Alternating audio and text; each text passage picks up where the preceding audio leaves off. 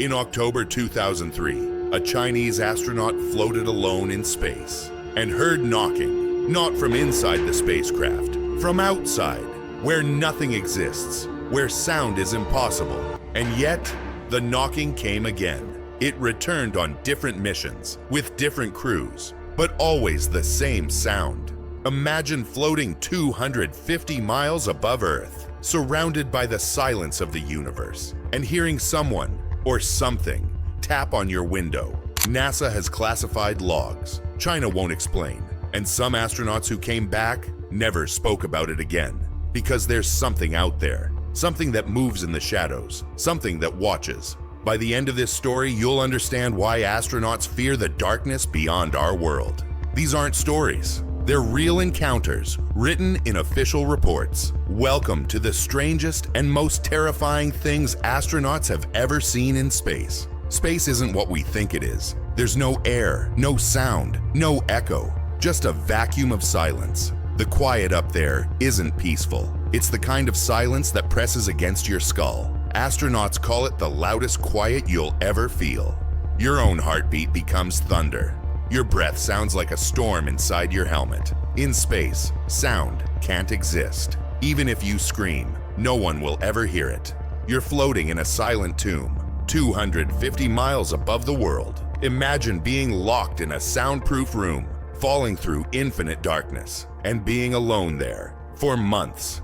But here's the danger. The mind can't survive silence forever. When sensory input disappears, the brain invents its own. Astronauts train for this. They expect isolation, but nothing prepares you for the moment the silence breaks. And in October 2003, one astronaut learned that the void can knock back. In 2003, Chinese astronaut Yang Liwei lifted off on Shenzhou 5, China's first manned space mission. He was alone, orbiting Earth for 21 hours in a small capsule. And then, he heard it, a knocking sound. Yang said it was like someone hitting an iron bucket with a wooden hammer. The sound was irregular, unnatural, and impossible in the vacuum of space. Imagine being alone in the dark and hearing taps on your walls. Your heart freezes, your breath stops, you can't move. Yang pressed his face to the small window. He saw nothing, but the knocking continued. It was like hearing footsteps at home when you know you're alone. Except your home is racing through space at 17,500 miles per hour. Yang reported it to Mission Control. They found no cause, no system error, no mechanical fault. When Yang returned to Earth, he tried to recreate the sound. He couldn't. China's engineers investigated for months. Their official report said only 2 words, cause unknown. But the story didn't end there, because 2 years later, the knocking came back. And this time, it wasn't Yang Liwei up there. In 2005, Shenzhou 6 launched with 2 astronauts on board. They heard the same knocking Yang Liwei described. Then again in 2008 on Shenzhou 7, new crew, same sound. 3 missions, 3 different crews, 5 years apart, one identical pattern. And still, no explanation. Some astronauts refused to talk about it. One said softly, "Some things you experience in space, you don't talk about when you come home." You can see the fear in their eyes. But the knocking wasn't the worst part. Soviet cosmonauts on the Mir and Salyut stations heard something else. Whispers. They heard voices in empty modules, footsteps in corridors where no one walked, and whispers in languages no one recognized. One Salyut 5 crew in 1976 even evacuated early after hearing alarms that never sounded. Doctors found nothing wrong. It's like hearing your name called in an empty house, except that house is floating in space. NASA and Roscosmos blame isolation and stress, but the reports are too consistent, too specific, too real. And they've spanned decades, nations, and missions. If hearing the impossible is terrifying, what happens when you start seeing it? When your own eyes betray you in the darkness? In the void of space, the human eye begins to break down. Without gravity, without a horizon, without up or down, the brain loses balance. When it can't understand what it sees, it starts making things up. Over 70% of astronauts develop SANS, space-associated neuroocular syndrome. Their eyeballs flatten, optic nerves swell, vision distorts forever. Imagine looking at your own hand and not knowing how far away it is. Depth disappears. Familiar places feel wrong.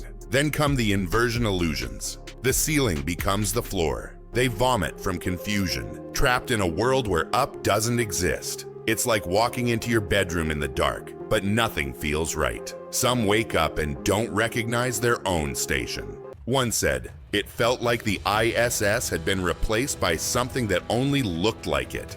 Then the radiation flashes begin, bursts of color, ghostly shapes, moving shadows. Even with eyes closed, they see light, and between those flashes, shadows that move on their own. Sometimes those shadows take shape. They become crew members who aren't there, ghosts drifting through the station, gone when you reach out. Welcome to the ghost crew phenomenon. Isolation and distorted senses make the brain see what it expects. Astronauts are trained to work in teams, to trust their crew. So when they're alone, the mind fills the silence with company. Space should be empty. Every object tracked and known, except the ones that aren't. In 2021, astronaut Tom Marshburn saw a gnarled object float past his camera, then vanish. In 2024, Leroy Chiao saw two metallic orbs pass his plane. No radar, no signal, perfect formation. ISS cameras now capture triangular lights and massive shadows with no ID. NASA calls it debris. Astronauts say it's not. They've seen them. They call them the bogey logs.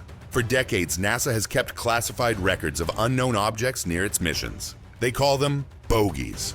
Former personnel confirm the logs are real, documenting objects radar can't identify. Some followed the ISS for hours. Others stopped, then vanished at impossible speeds. Astronauts are briefed before launch, what to report, what to hide. Publicly, NASA denies everything. Privately, the logs grow thicker, and inside them lies the sound that started it all. The knocking that never stopped. The knocking never stopped. From Yang Liwei's 2003 mission to Tiangong and ISS, astronauts still hear it. They press their ears to the hull. The sound moves, as if following them. It's not pressure, not metal, not random. It feels intelligent. Engineers can't recreate it. It's the sound of the unknown, something listening, something waiting in the dark. Astronauts float in the ultimate abyss, cold, silent, endless. Some feel awe, others feel terror. They say the void watches back. The knocking, the lights, the whispers, they're all part of it. Space remembers who enters it. Maybe the sound isn't calling us in. Maybe it's warning us out, because the abyss doesn't welcome life. It just waits and listens. The knocking isn't random. It follows patterns, always at the edge of light and shadow. It's not noise, it's contact. And now, it's getting closer. Space is beautiful and terrifying. The knocking still echoes above Earth, reminding us we're not alone. If that chills you, like, subscribe, and face the abyss.